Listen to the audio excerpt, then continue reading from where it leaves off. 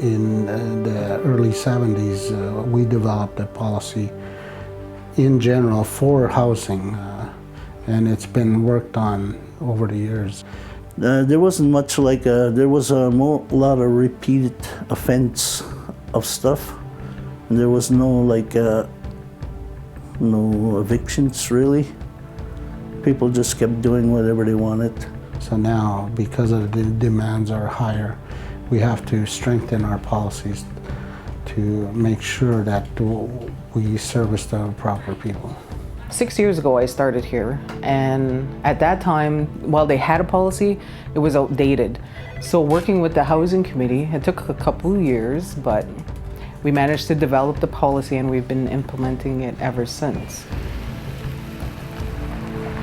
There's an application process to begin with, and there are, we require references on those applicants just to verify that they can afford, or if it's a service that's providing their shelter allowances. Our selection process is done by the administration. We have an ongoing list that we review. The applicants do update on a regular basis any changes to either income, family size, situations, or maybe there's other services involved with assisting somebody with to getting housing. Sometimes it's not first come, first serve. It's what we think that some people might need more, like they're completely homeless. And some people, they're saying, oh, I'm staying with friends, they're okay with me here for now. It's, I don't think a lot of people know how demanding it is. Like housing is very demanding around here. Any new applicant has to start off in an apartment.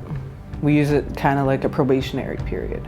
So they're in there for at least 1 year before they qualify for a transfer. And after 1 year, if their rent is up to date and there's been no complaints about them, then they could be transferred to a single unit.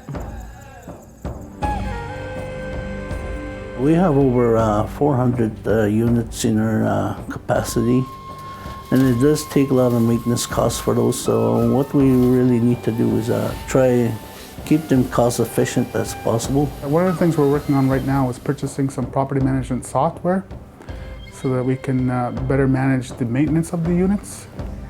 Some of the tenants are young and they don't really know how to look after the places, so we kind of have to go in there, fix things, and we let them know what they got to do, like to prevent things from happening.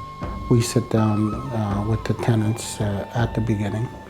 We explain what the rental agreement is about, what their roles are as a tenant, what our role is as a landlord, and what is tolerated by the community.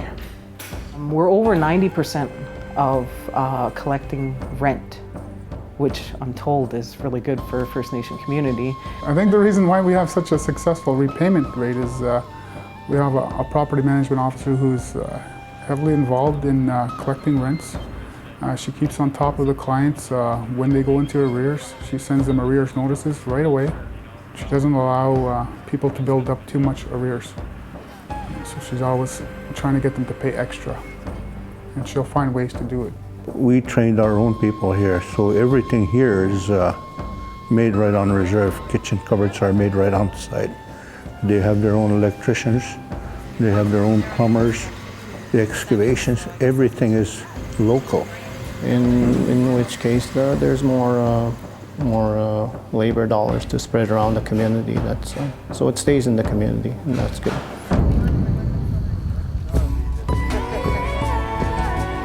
My desire would be that there would be more available opportunities for people to have not just rental units, that they can have their own home. As Miranda says, everybody wants to own their own home. It's a dream. Right now we're developing the home ownership policy because we do have some single units that the mortgage is going to be up, the 25 years is going to be passed. And we have tenants that have been in the unit for a long time and they want to know.